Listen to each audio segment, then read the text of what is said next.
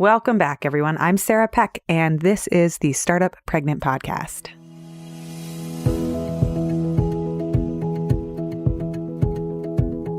Today, we are going to dig into some really fun pregnancy myths and facts, and look at how much worry we've created in what you should and shouldn't do and all the rules there are around how you should behave as a pregnant lady.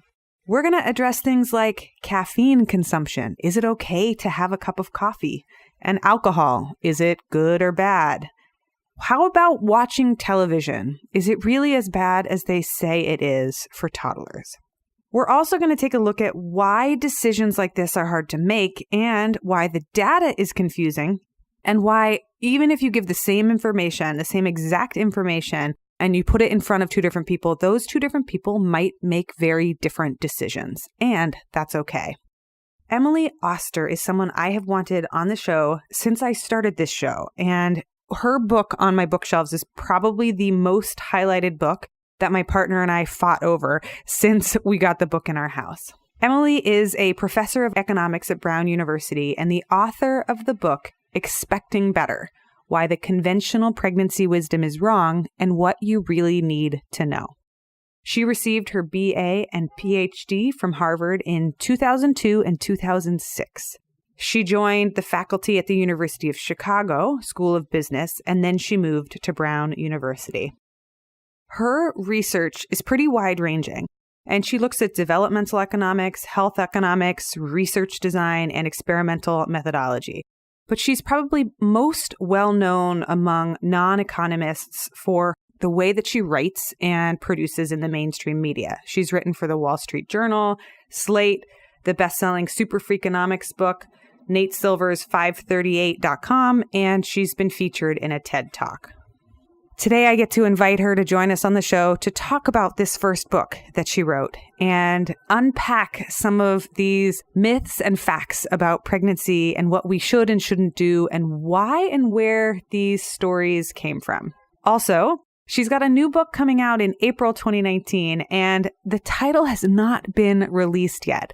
But if it comes out and I can get it into post-production before I leave on my own maternity leave, stick around at the very end of the episode and I will share with you the title of her next book, which is just something I cannot wait to read.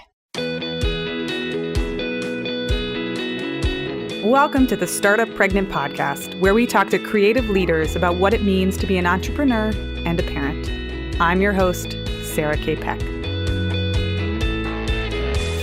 Life can be really unpredictable, especially when you're getting ready to add a baby to your life. The sponsor of this episode, Aeroflow Breast Pumps, is dedicated to making the hassle of getting your breast pump a little bit easier. Actually, a lot easier. Head to aeroflowbreastpumps.com/startup to have them help you qualify for a free breast pump through insurance. And stick around because at the end of this episode, I'll walk you through how it works and tell you a little bit more of how Aeroflow breast pumps can save you so much time. All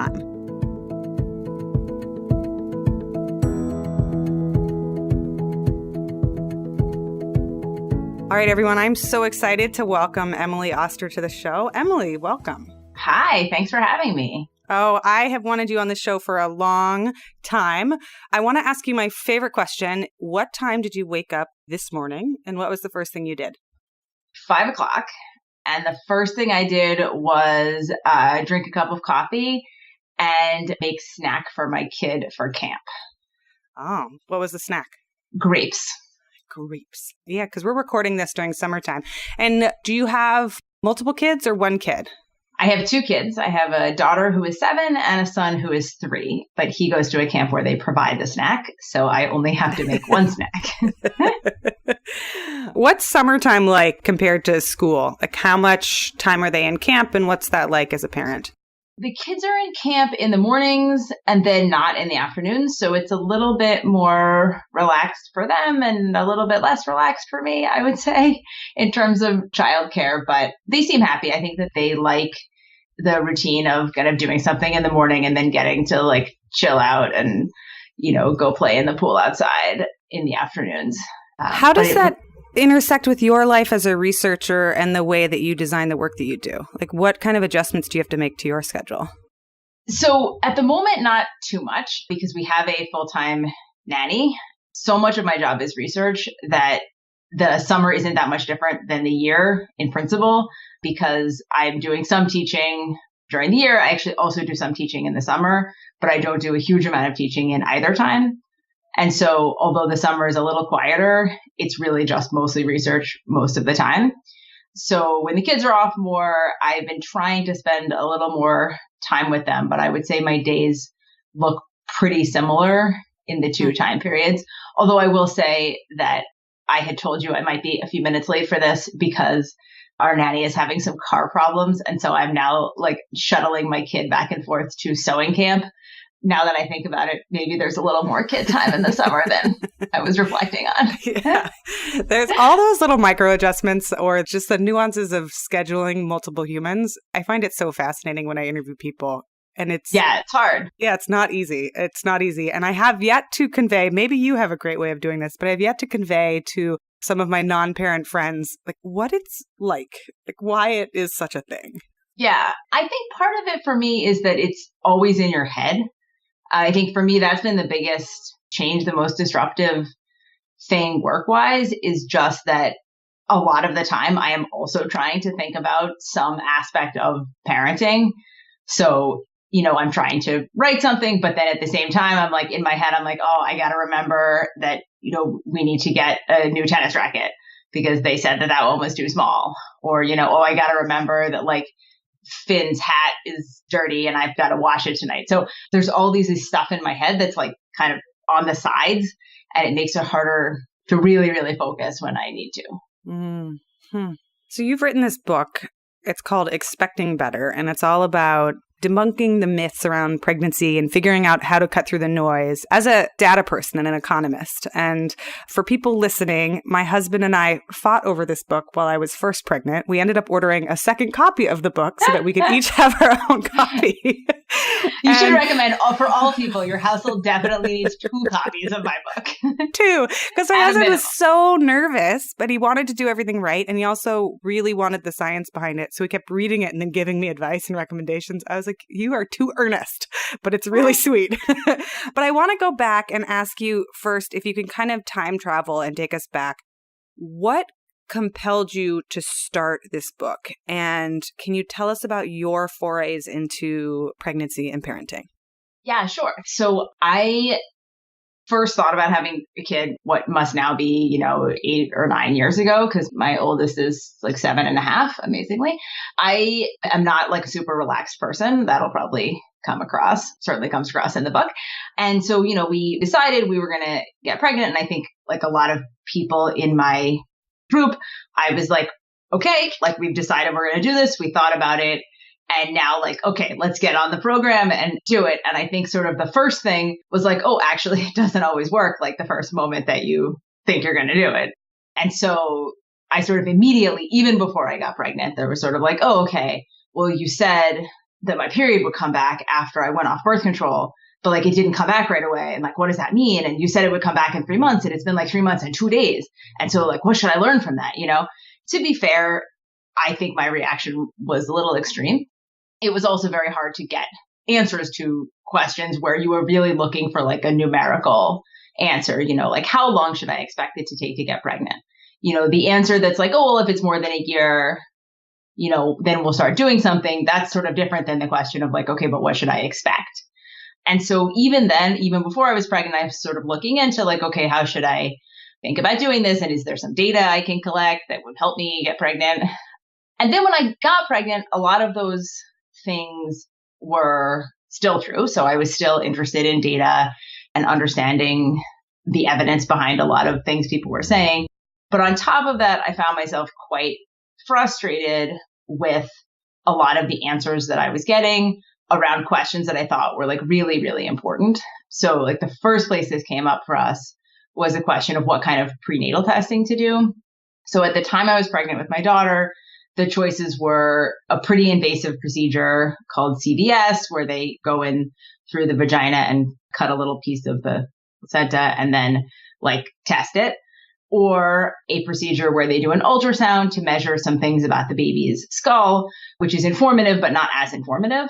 So it has some false positives and some false negatives, meaning sometimes they say everything's fine and it's not, and sometimes they say things are not fine and they are. And so, this felt to me like a really, really important decision. So thinking about, the risk of chromosomal problems of a child with Down syndrome, these are the kinds of things that we really wanted to think carefully about the risks and about, what we would do and about getting the right kind of information. And, when I brought this up with my OB, she was like, you're only 31, so we're going to recommend this thing. That seems like a crazy reason to recommend it because there's a lot of differences across 31-year-olds. And so it can't possibly be that the only thing involved in this decision is whether I am 31 or not. But, there was sort of no effort to kind of discuss like what are the things that should go into this decision. And in addition, I had to make the decision in like one day. So it was like I had a meeting with my doctor and then she was like, okay, well, if you want to do something different, you have to decide tomorrow. It's like, if you don't decide tomorrow, then like too late to do this other thing.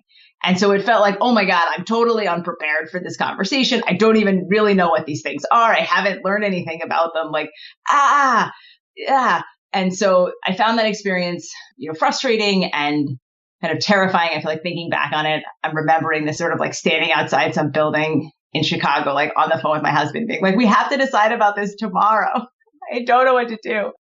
I started doing a lot of research on that. And I just started doing a lot of research on a lot of other things, some of which were also very important to me, like things about sort of birth experience and some of which are more like, can I have a cup of coffee? Is it okay to have a glass of wine? And eventually I just decided I'm going to write some of this stuff up. I wish I could think about like why I thought that was a good idea. What made me think that would be fun? Yeah. I just started writing and I wrote kind of an introduction and then I wrote a bunch of stuff about alcohol and caffeine and tobacco. Not that I smoke, but it seemed like it fit in the space. And I thought, oh, this is pretty good. Like, maybe some other people would be interested in this. And then I sort of sent it to this agent who I had some vague contact with. And she was like, oh, this is great. Okay, I'm sending it out. And then I was like, oh, okay. And then, and then like, she was like, okay, you can talk to these editors. I was like, okay. And then we talked in there. She's like, okay, great. These guys have bought it. Like it's due in a year. So I was like 36 weeks pregnant or something. And like, so it's sort of like, oh, okay, I guess now I'm going to write this book. But I mean, it turned out to be great and I'm glad that I did it. But that part was sort of, I didn't perhaps think about it as much as one might have. But that's I so think, interesting. Yeah, that's sort of where it all came from. Did you know that you wanted to write a book? Has book writing been a thing on your agenda? Or was it really something that kind of, oh, here it goes? I did some of this before the book, sort of writing for a popular audience. So rather than just writing for academics, I like the idea of trying to help people understand why economics and data is useful in making decisions about your life. So I think that part of it, I knew that I liked doing. I think before I got pregnant, it had never occurred to me to write like a whole book or write this kind of book. That really came up like sort of with the experience of being pregnant. I want to dive into your background as an economist and how you think about decision making and just understanding data as well. Because I think before we get into the actual research that you tackle in the book, because I think one of the things that's so helpful, especially for women listening, is this experience of going to interact with I'll call it the medical establishment, and feeling like doctors are telling you basically non-information. It's a little bit patronizing. It's, oh, don't do that. No one does that, or everyone does this, or most women do that, or most women do this. The kind of loss of control that is the emotional experience is saying like, wait, but what is most people? Is most people 51% of women this happens to, or is it 99%? Because those are very different things, and I might make a different choice based on that information. This is a really broad question, so I can maybe ask it better. But I would love to know about like how you think about decision making and why your background as an economist has shaped your thinking about information that we get. So I think there's sort of two pieces to the way I think the economics shapes how I think about these problems. So I think one piece is almost the economic theory side, where we think a lot about just weighing benefits and costs, which seems sort of pedantic and silly, but I think people don't think as much about this as they should in these decisions. So, when we think about, should I do this or should I not do this? Okay, how large are the benefits to doing it? But then how large are the costs? And, in particular, in a lot of things about pregnancy, we really don't ever think about the cost to mom or the idea that like you might like to do something or the fact that people have different preferences, which is like a really big part of decision making. So, two people can see the same exact data, can understand it exactly the same way, and could still decide to do something different. And that those could both be the right decision. So, in the context of pregnancy, something like an epidural, like it is often the case that two different people can see exactly the same data on the, risks and benefits of pain relief in labor and can make a different choice about what they want to do. And it isn't like one of those is wrong. And the way we understand those different choices is that people's preferences differ. And that comes up all the time.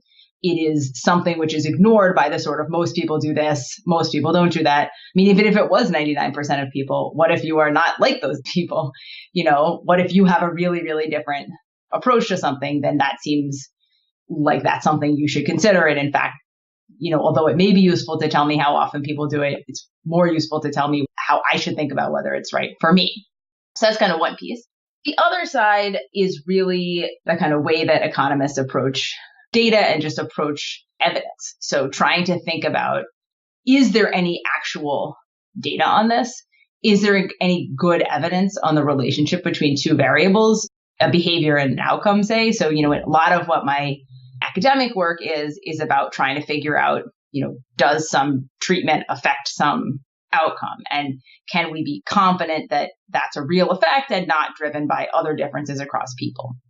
And that problem that, people behave differently on some dimension, but they're also different in other ways, that's a really, really important problem in a huge amount of the pregnancy literature. And so I think part of what kind of pushed me in the direction of writing the book and part of the perspective I thought I could provide is a sort of a critical approach to some of the evidence rather than an uncritical approach. And, sometimes in the medical literature, people tend to count up the number of studies that say X and count up the number of studies that say not X and, pick the decision, which is the bigger number of studies. But that sort of ignores that some of these studies might be better than others. Then we might really want to think about the quality of the evidence. So I think those are sort of the two perspectives that I wanted to bring and that I think are often missing from this discourse. That's so interesting. And it brings up so many questions for me, even just about data literacy crossed with this terrible kind of media inflammatory society we live in. It's the worst, the fake news. And just how headlines, they're designed to get us to click. So we'll say the most sensational thing in the headline, which might not actually explain the nuance. It's really challenging for me to operate in this environment, and the word truthiness comes to mind. How do you talk to your friends or your kids about being cautious or being analytical about the information they see and how to gauge whether or not something is true? Is so hard. And so one of the things people ask me a lot in the wake of this book is okay, so great. I want to be a sophisticated consumer of news and I want to know which is a good study. So just tell me, how do you know it's a good study? And that's really hard because I know it when I see it, which is the thing that the Supreme Court says about pornography. Well, I can tell if it's a good study because I've seen a lot of studies. And, I think that there are some things that we're kind of always looking for. And then I think people should always be aware of when they're trying to read newspapers. So is this the first study about this thing? Is it big? Does it seem really sensational or implausible? Right. So one of the things I always caution people is when you're reading some new fact, you want to think about, does it seem likely this is true? Before I read this, what would I have said was the likelihood that this was true? And that should actually kind of be part of your analysis. You should think about what was my prior belief? It's the Bayesian term for it. So, at some point, right around when this book came out, there was this paper that came out that said swimming during pregnancy causes, I want to say it was ADHD. It was some mental problem in the kids. Of course, there are many reasons why this was a terrible study. It had 14 people in it. It had some other problems. But the first thing you want to see is swimming during pregnancy causes ADHD. Is there any mechanism that seems plausible? If that were true, wouldn't there be way more of this around? Just does this seem plausible? And I think we should often sort of start with does this seem plausible? Okay, now let me try to evaluate, is this evidence any good at all? Right. And it's amazing to me how many headlines will even use the word causes when it's not even anything close to what the study is suggesting. No, and actually the studies are often more like the sort of language in the literature and like the academic literature is often very tempered relative to the way that it gets reported in the media. I mean, my favorite thing in the media is this like coffee studies, not about pregnancy, but like about longevity. It'd be like every week, coffee is either making you die sooner or die later. It's definitely not neutral. It definitely kills you or doesn't kill you for sure. We just haven't settled whether it's good or not good. like coffee linked to early risk of death. Coffee linked to living forever. It's like, well, it can't really be both of those things. Well, speaking of coffee, I want to start diving into caffeine and alcohol. And I'll tell you a little story for us to jump off on, because I'm sure you'll appreciate this. I just went to the coffee shop this morning. Nice. And I got a cappuccino because it is how I get through pregnancy. For people listening, at the time of this recording, I'm pregnant, but most of you know that. And someone just at the milk station was like, oh, but decaf for you. And I looked at them and I was just like, I'm basically like a 2-year-old at this point. I'm like, nah. Like, no, of course I'm having caffeine. Do you know what this is like? It reminds me all the time of like, we're swimming in so many different myths and rules and fears about, oh, don't do all these things. You're a pregnant woman. Do not do anything. Like, be careful walking, be careful exercising. Don't even smell alcohol. Coffee is certain to cause all these problems. So let's start with caffeine. Can you talk to me about what you discovered about caffeine and what the research showed? Yeah, sure. Often in these cases, we don't even tell people like why you should be worried about caffeine. Let's start with that. So the thing that people cite as a danger of caffeine is that it has been linked to miscarriage. So that is sort of what you are worried about, I guess. So first of all, sort of out of the gate, miscarriage is really, really uncommon after the first trimester of pregnancy. And in those situations, like after the first trimester, it nearly always happens because of some, significant problem with the fetus or, with the maternal physiology. So already like first thing, later trimesters, the ideas that coffee has risks is sort of doesn't have much support even before you get into the data. But in the book, I look a lot at papers that try to look at the links between coffee and miscarriage. There's kind of two problems. The first one is that the kind of women who drink coffee are different from the kind of women who do not.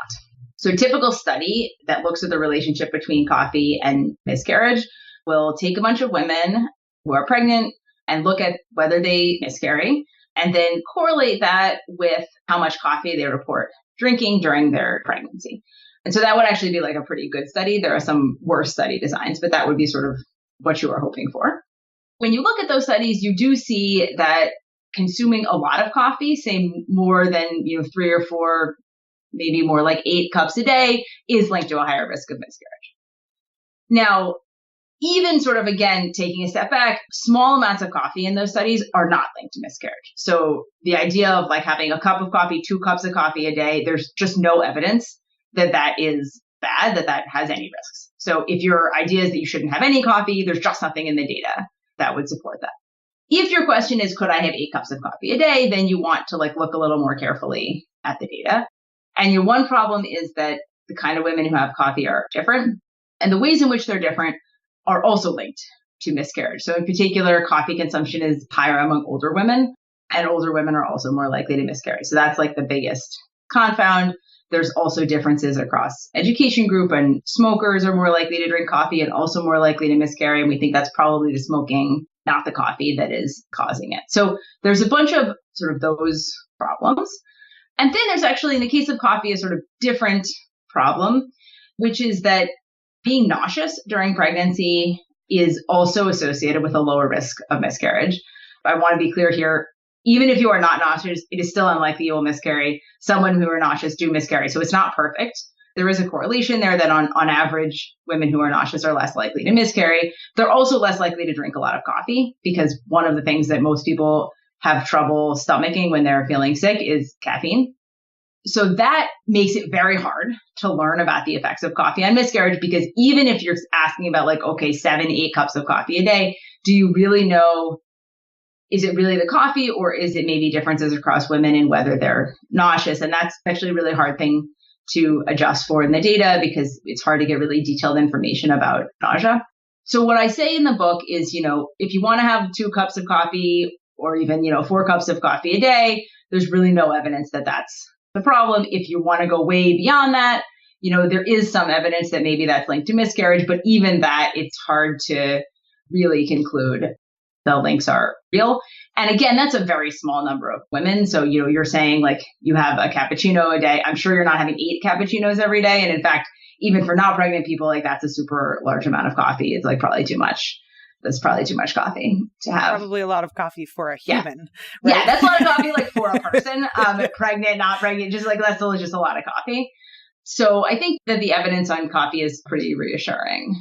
Yeah. And so this starts to highlight one of the problems, which is we will then make blanket rules for pregnant women, all of them, lumping them into one group and saying, hey, all of you, you should just avoid coffee whatsoever because it might have this consequence over here. When actually what you're saying is, well, we don't really know a tremendous amount. It looks like it's fine in the 2nd and 3rd trimester. Absolutely.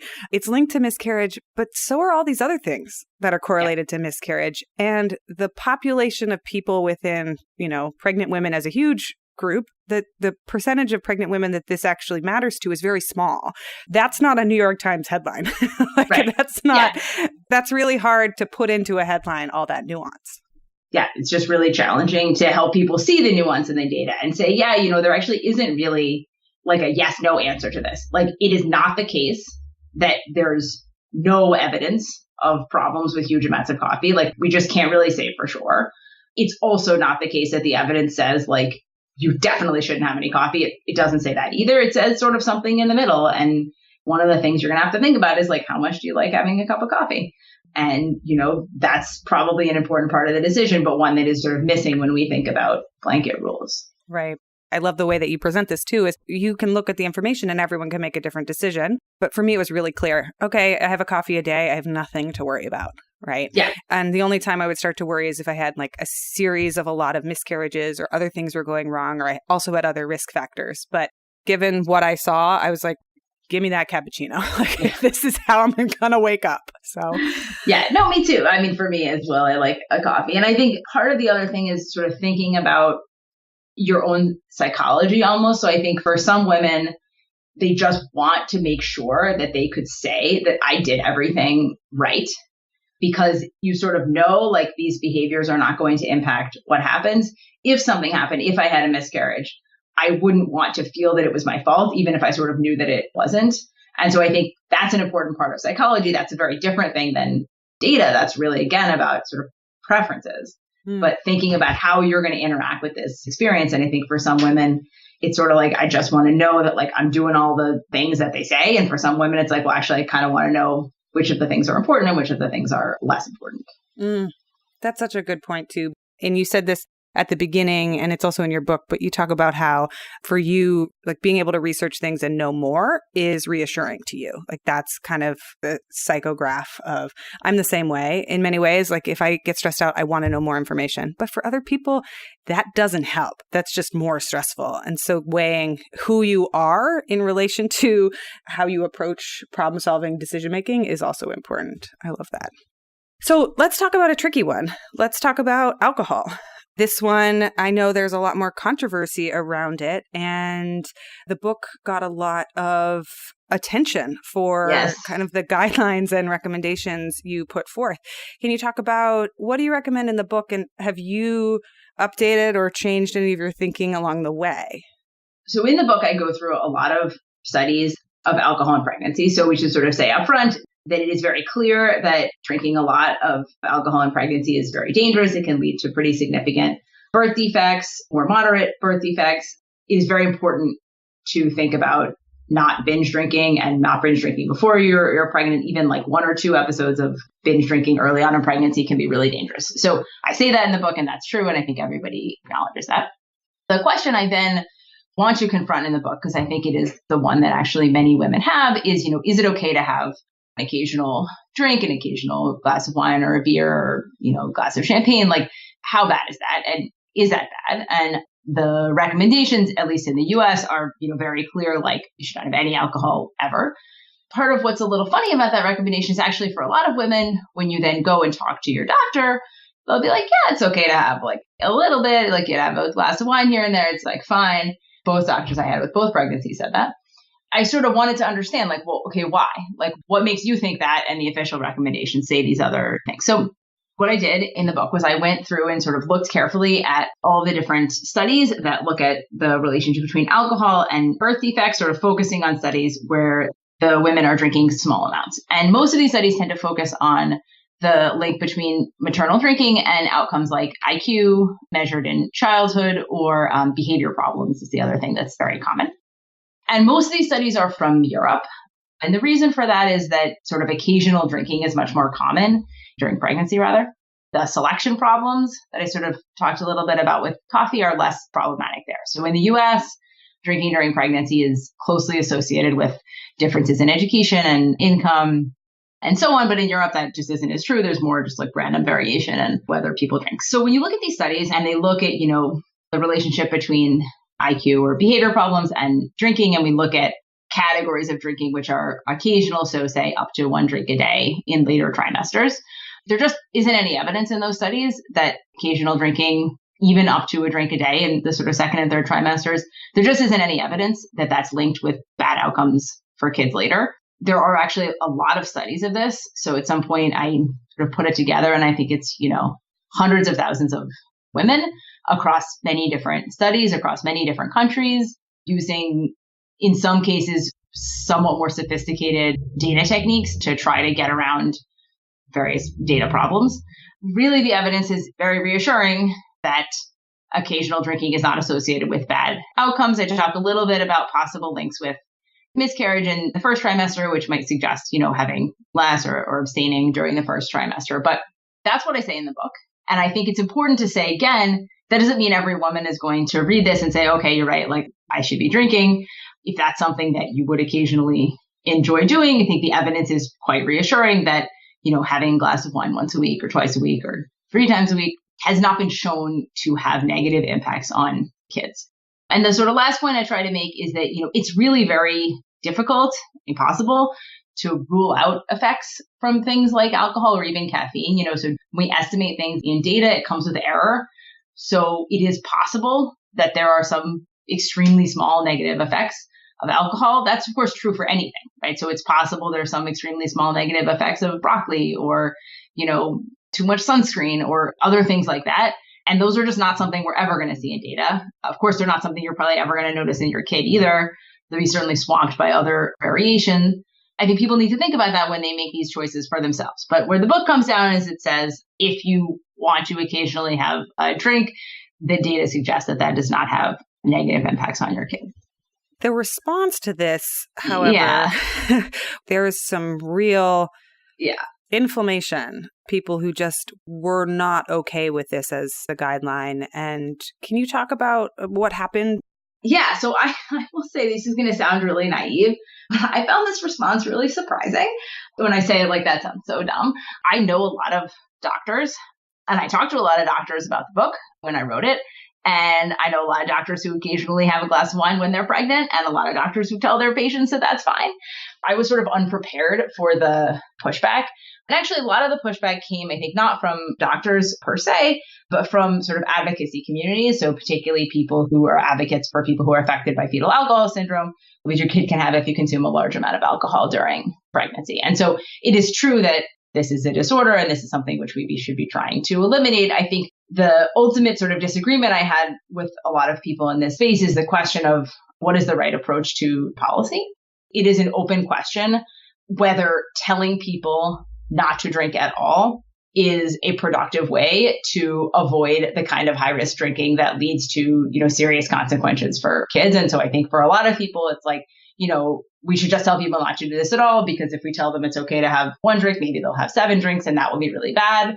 I think an alternative thing you might think is, well, some people are going to have 7 drinks, but those people are not going to be affected by these regulations, especially since a lot of that drinking is occurring before people know that they're pregnant at all. I think we had some disagreement about the right policy and sort of how these kind of rules should interact with policy. That was a source of a lot of the disagreements. And I also had some disagreements with like the official people who make the sort of ACOG rules about this, where, I got frustrated and I felt that they were not really willing to engage with the data. That was a good lesson. I think this is so interesting because you can go through so much of the data and look through so many different populations and say, you know what, there isn't actually evidence that having a drink a day or fewer has any of these harmful effects that we're really scared about. But then, translating that into how do we talk to people about alcohol? And if a doctor says, yeah, a drink a day is fine, like what's their behavior in relationship to that as a policy? Do people say, oh, if a drink a day is fine, then if I have 3 every now and then, that's also fine, which actually isn't necessarily fine because it's like a behavior challenge and a policy design. And I'm stumbling here. Obviously, I don't know the answer. The only thing I know is what I ended up deciding to do. That's kind of what some of the message of this book is. And for me, it was such a relief. I mean, we're very geeky in our house, but I know that a quarter cup is the exact amount that is acceptable. And like, I know what a pour is. And once in a while, I'm like, you know what? What'd be really nice is if we went to a bar and we got a beer and I got a couple sips of your beer. And even right now, my mouth is watering because it is like such a delicious thing. It's hot, hot summer right now. But then I also know inside my own body what the consequences are is that if I do drink, I actually get really bad leg cramps overnight and I don't sleep very well. And I have a headache from a freaking tablespoon of alcohol. I get a hangover. And so there's this like self-regulating mechanism in my own body that's just like, whoa, whoa, whoa. That was a lot. And I'm like, it was a tablespoon. So, it's complicated. For someone like me, it was a huge relief to not have all this shame and stigma and cultural noise about how terrible of a person I was around alcohol if I had a couple sips now and then. But I know other people would do exactly what you said earlier, which is they want to know and be sure that they're not doing anything whatsoever and they will abstain entirely. And that's also a good decision for them. Totally fine. I agree. Also a very good decision. I think that it's like, I think this is really about sort of what like works for you. And the point I was trying to make when people reacted like this, which probably didn't come through quite right, is that I think there is a very important distinction between like, what are the facts and what should the policy be? And like, I am not sure what is the right policy. Should the policy tell people that they can only have one? Like, would that be a better policy than saying none? I just don't know. That actually feels like something we could test. I think some people would argue that, if you tell people you can't have any, then if they have one, they're like, oh, well, I guess one is the same as 50. And so I might as well just have a lot. And if you tell them, no, actually one is not the same as, 50, that would be helpful. I think people could disagree with that. That's, of course, totally different from the question of, what does the data say? And, if people want to know what the data says, should we tell them? And I really think the answer is yes. I mean, that's something where I really think that it's not appropriate to infantilize people and infantilize women and say, well, I'm not going to tell you what the truth is. I'm just going to tell you like what I've decided is the decision that you're going to make. I don't think that's okay. That's part of the underlying thing. I think you mentioned this in the book, but correct me if I'm wrong. When a doctor says, oh, no, you can't have anything to drink whatsoever. And then in their mind, it's like, if I tell you to have one drink, you can't control yourself. It's a little bit patronizing to be like, I don't trust you to be able to actually like listen or follow advice or be diligent. I just have to tell you because you can't handle it. Yeah. Yeah. And I think that that's just like not necessary. Okay. So I have one more question. You mentioned it in the opening story of the book, and you also, I think, wrote about it for 538.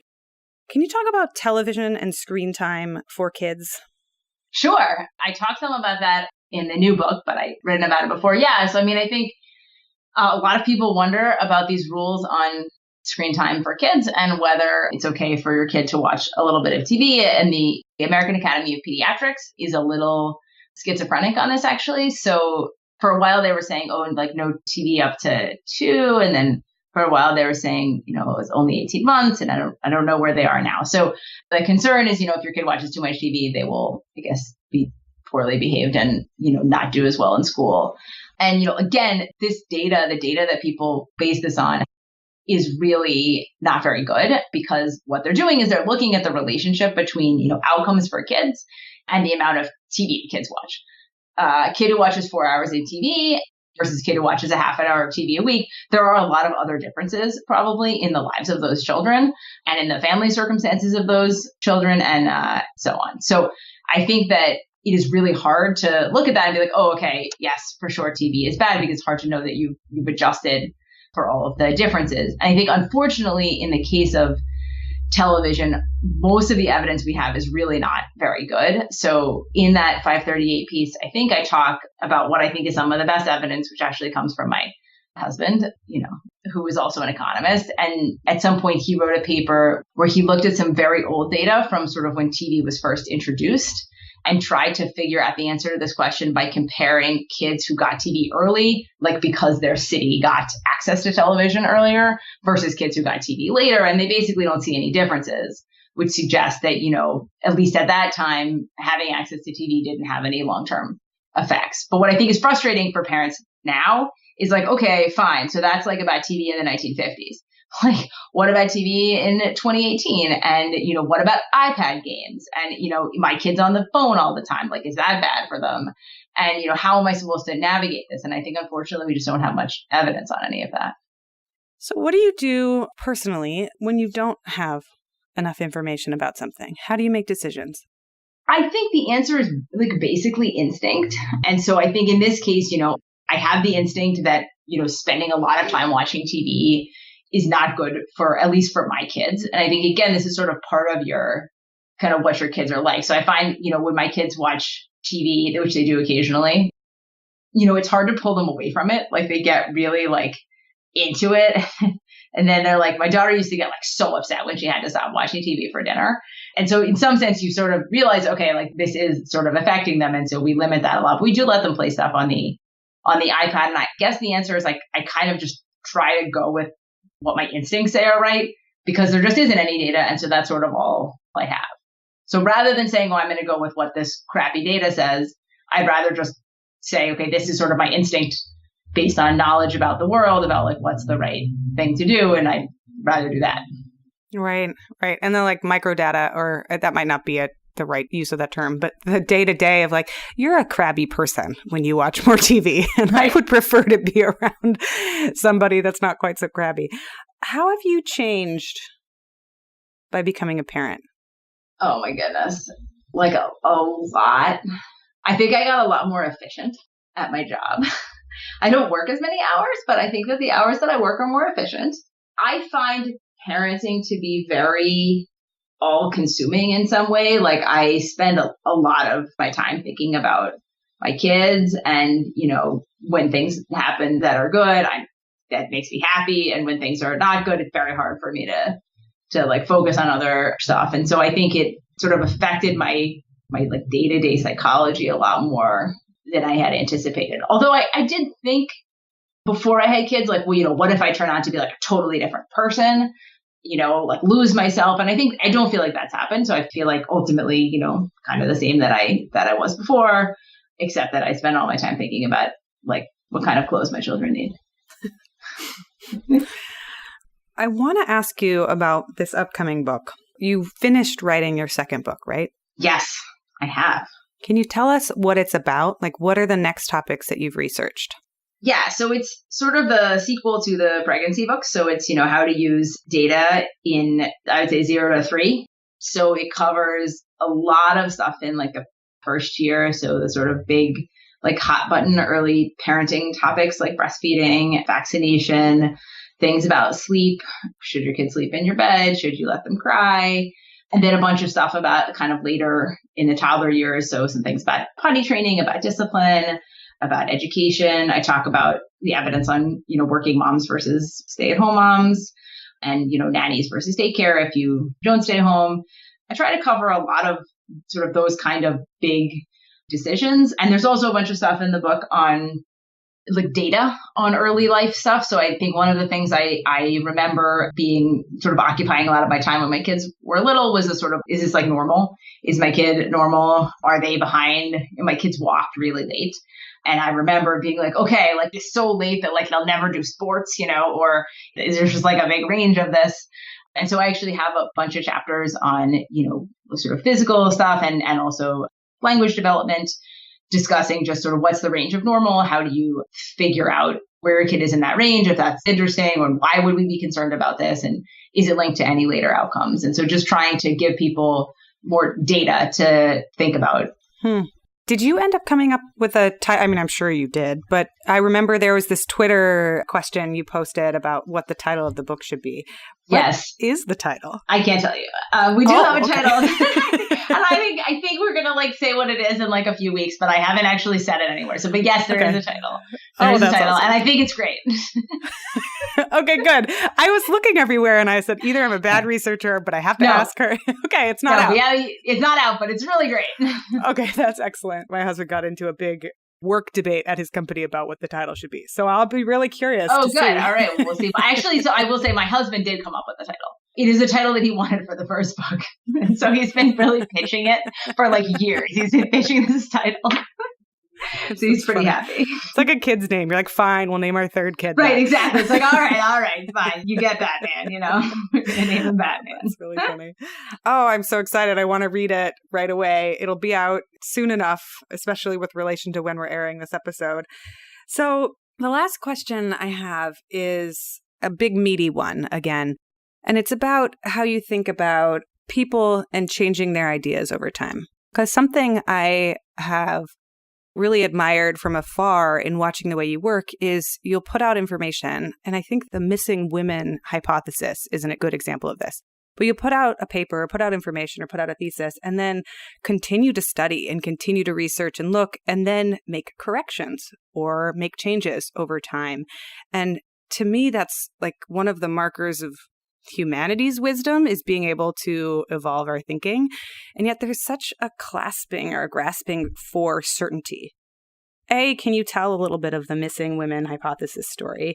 And then can you talk about, and I can ask this question again because it's so big, but can you talk about why it's so important to keep updating our thinking? So I will tell you first about the missing women. So there's this sort of ongoing puzzle in demography where there's a lot more boys than girls in certain areas of the world. And this is something which is typically associated with sort of son preference and the idea that parents are either selectively terminating pregnancies or actually mistreating their daughters and they die sooner and then there are more boys. So this is a longstanding theory. And at some point in graduate school, I got an idea based on a book that I had read that some of this problem, not all of it, but that some of it, particularly in China, might actually be a result of disease burden of a particular disease, which some evidence had suggested caused moms to have more boy children. The disease is called hepatitis B. And the idea was that these other researchers had sort of seen that there were like more boy children born to moms who had this disease than to moms who did not. And this disease is very prevalent in China. And so sort of putting that together with a bunch of other, what I thought at the time was really good evidence, I wrote a paper that said that, actually some of this problem, particularly in China, a reasonably large share was actually maybe not due to selective mistreatment, but instead to this virus. So the paper got a lot of attention and a lot of criticism and was published pretty well. And like people were very interested in it and it made me sort of very famous within economics. And then in a series of events that I hate reliving, it basically turned out it was not right. And so the simplest way to say it is like somebody got some better data that someone collected, which suggested that it was not right. At that point, there was still actually some chance that it was right. And I was sort of faced with, I think, a choice to either just say, well, I think I'm right, because it could be this other thing that's going on. And like, I'm going to sort of stick to that. And I'm just going to say that. And I'm going to continue to say that. I'm not going to admit that I'm wrong. I'm just going to keep saying that I think I could be right, which was true. I thought I could be right. Or I can actually figure out if I am right. And so I went with option 2. I went to China and I collected a bunch of different data, new data on this link, data that was better than the data I had in the paper and that was better than the other data that these other people had. And I collected all this data and I got all of these results. I remember I was at to tell you what academics are like, I was at a ski conference. Okay. I was at a conference where what you do is like you go to some seminars in the morning and then like most of the day you ski. That was like the activity.